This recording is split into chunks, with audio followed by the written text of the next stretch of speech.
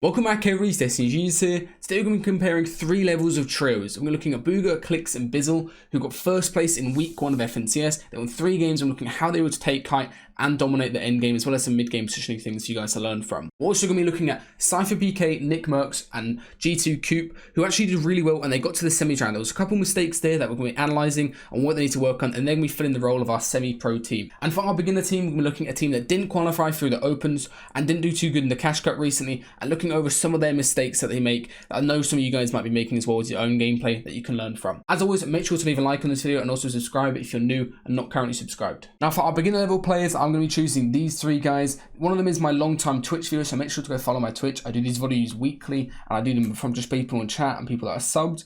And basically this is a very classic example of overcomplicating something. I learned this when I was at school, but it's just a concept called Occam's razor, and it's just the fact that the most simple solution is usually the right one. So the most simple solution for this rotate, as you guys can probably just figure out from rotating from this position here, is just simply walk along the beach and rotate in and then box. What these guys do is completely unnecessary. They decide to do some crazy rotate where they swim the whole way around to this north position just in case zone was to pull up there, and it's just completely overcomplicating it.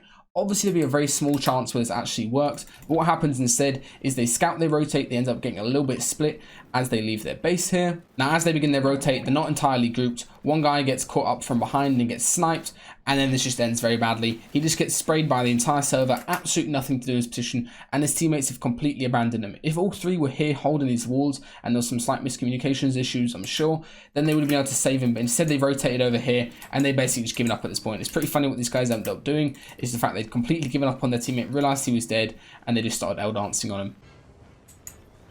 Classic example, I know you guys have probably done this where you're eye-jelly and you try to do some crazy complicated rotate. Just choose the most simple rotate. Normally, majority of the time, it's going to be most easy to do and have the least drawbacks to it. Real quick, if any of you guys are interested in getting VOD viewed by me, I'm doing viewer VODs every Tuesday or Wednesday after the FNCS weeks based on either the Cash Cup or the actual FNCS qualifiers that happened the previous weekend. I did this for about 3 hours this past weekend, but I'm definitely going to do more coming into the future, so make sure to go and drop my Twitch a follow if you're not already following there, and make sure to check me out when I'm live. Let's look at the mid-game issues that our semi-pro team of Coop, Nickmercs and SypherPK have as they rotate into this 4th zone. They get a really close zone for 4th, especially because they were near centre 3rd and it's what they can refarm. One thing they should try and do is just make sure their surge balance is a little bit better, especially for moving zone surge can be an issue.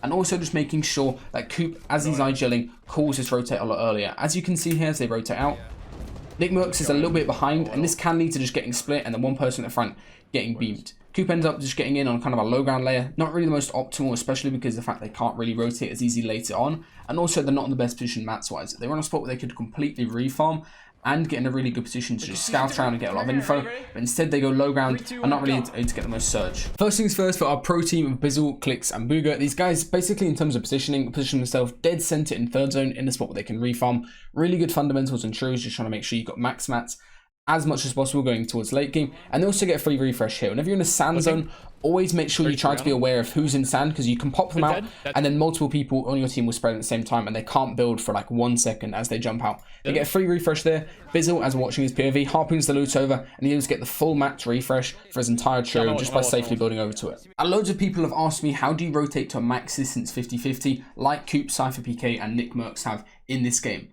There's 3 main answers. Either you go really early and try to catch a timing when people aren't really looking and you can go ahead of everybody else and then get in early, or you go midway when a bunch of people in front of you maybe moved and you get some nice timing where you go relatively quickly as well, or you go extremely late. These guys are opting for a late rotate, mainly still fighting a team for some extra loot.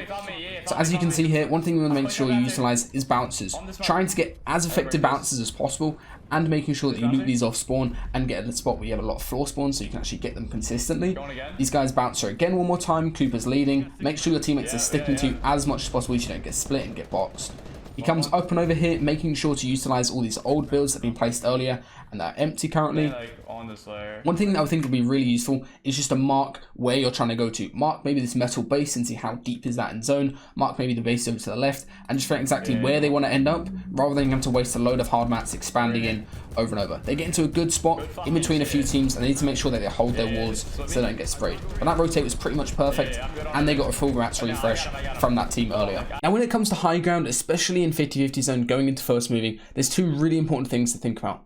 Where is the natural high ground, and where is the man-made high ground just through people building? Bizzle here with really good awareness of the map. Look as he rotates to the sand here. They rotate sand, keeps in track where everybody is, trying to avoid line of sight between being too open in front of other teams so you don't get that pop-out issue. And then here you can see. Nobody up on that hill, bro. We're gonna have height up here too. We need to get up. They could have gone for the man-made height over towards his left where the people have built up boxes, but instead they go for the natural high ground towards the dead side of 50-50, get completely up on this hill, and this gives them a spot where they can contest opposite height. Depending on where first moving pulls, these guys will actually be able to maintain high ground as they do here. They get zoned towards the north, towards their side, and they have a very simple job. One thing they do is make sure is that they stagger their tarp forward. So you can see here, Bugha actually led the whole way front, at the front side, and Clix stays at the back, able to go for AR tags and stop people from contesting up. Behind, yep, I'm shooting him out, Now 3 different angles on their tarp, they're able to just shoot people and stop anybody contesting upwards. Is it metal? As we come into first moving, there's a couple really big mistakes that Coop makes as he's IGLing here. These aren't completely drastic, but it would help him save mats, and it was probably some mistakes that you guys make in shows as well that you can learn from. First of all, it's just the fact that if you have bouncers on first moving, you should always try to utilize some, even if your mats are as good as possible. It's something they learned from Chapix, Hen, and Janice. These guys always are just bouncing around on first moving when it is free to do so. Later in the zones, they're not really that useful unless you're trying to go for a height take, which is quite rare to do. As you can see here, this will be a perfect time to just pause for a second and then bounce it in as zone closes a little bit. Instead, what Coop does is actually drop down towards low ground here. Low ground on first moving is notoriously bad, and it leads to really scuffed positions where you'll just get fought by a team that is shambles. As he drops down, he actually tarps the wrong way towards zone. Instead of going straight to the left-hand side, where they were controlling it, that left-hand side on the edge, just like that, instead he rotate the whole way over to the right-hand side, use the ramp tarp, which is pretty scuffed for your teammates, and then gets really wide in front of other teams. Basically what they did with that tarp is cut the whole way across, had so many open areas where teams are going to run into them. Sure, they cut a load of teams off, but it also makes it very likely that they're going to get aggroed and fought in a second and make their rotates harder later on. He keeps sniping in, does the proper thing by making some extra boxes in the ender zone, which is really crucial, and this is where Nickmercs dies. This is what I'm saying, when low ground on first moving, you will always get dropped in. Nickmercs was like a millisecond behind the 2 other players, and that led to him getting killed. That's no fault of his own, especially because he's the fragger trying to get kills at the back of the top. That is mainly Coop's fault for choosing to go towards that low ground option earlier on. If they bounced and kept their mats really good, then they wouldn't have had that issue. Here, as we swap back to Clix's POV, you can see the power of having something at the back of your top.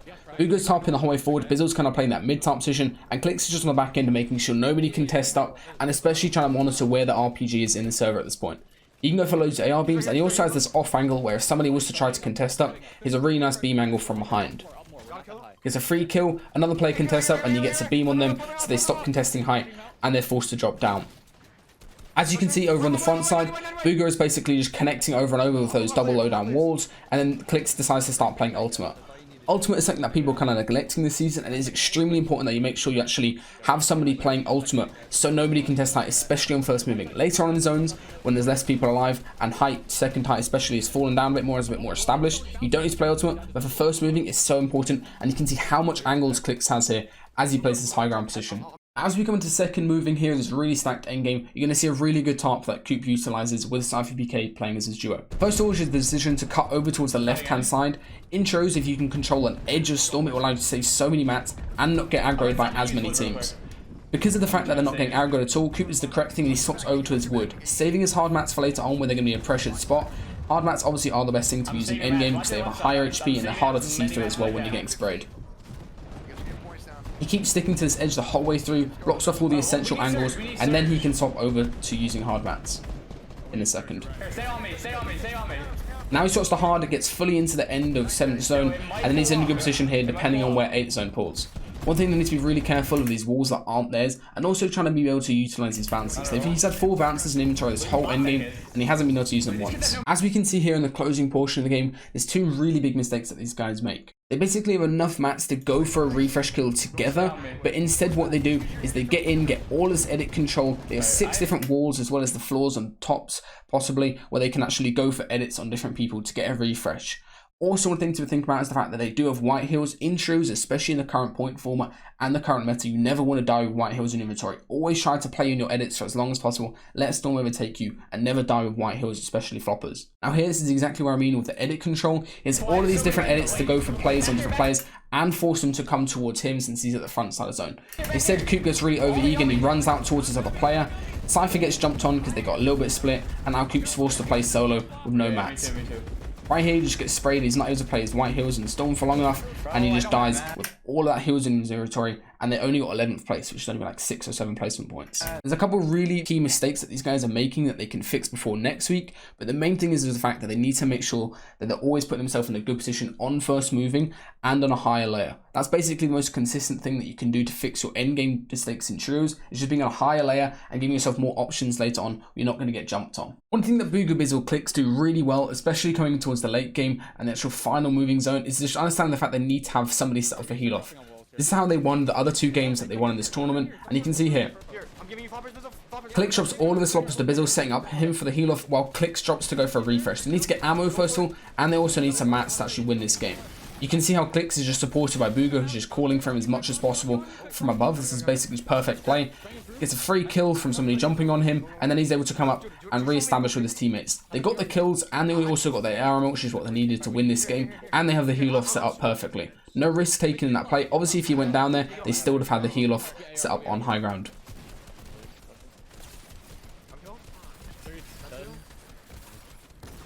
Now Clix is playing these lower levels. He gets edit control on different people, trying to look around and make sure nobody's playing in the second height tarp. So he's just clearing out with Bugha spraying for him. And then from here, it's a pretty free win. They just need to make sure that they stop the heal off on the players on low ground and not give them siphon as well. Right here, you can see the benefit of having somebody playing that lower level. As you can see, Clix is going for these edit controls and trying to get damage and stop people contesting high ground and also stop that heal off.